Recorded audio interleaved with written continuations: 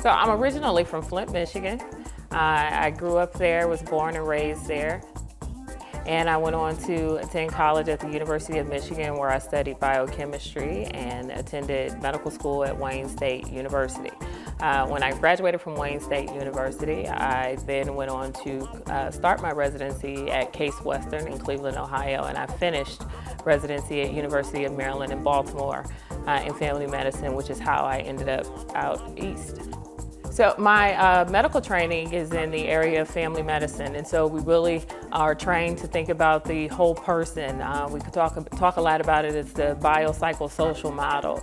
And so while most of the clinical training is geared toward the prevention of disease, you also get trained in how to treat it and the approaches across the lifespan. So you're thinking about babies, you're thinking about treating seniors or the geriatric population. So it was really the part of medicine when I was in medical school that I was drawn to the most in terms of the diversity of the patient population.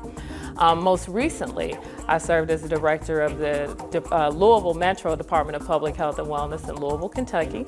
I held that role for 3.5 years. I was able to do a lot of work there in the space of health equity and health and all policies that I hope to be able to replicate what worked well there here in the District of Columbia.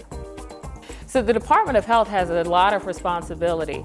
On a day-to-day basis, people look to us to be the entity responsible for preventing disease, promoting health and wellness, and protecting against any health threat that could occur for those who live, learn, work, and play here in the District of Columbia.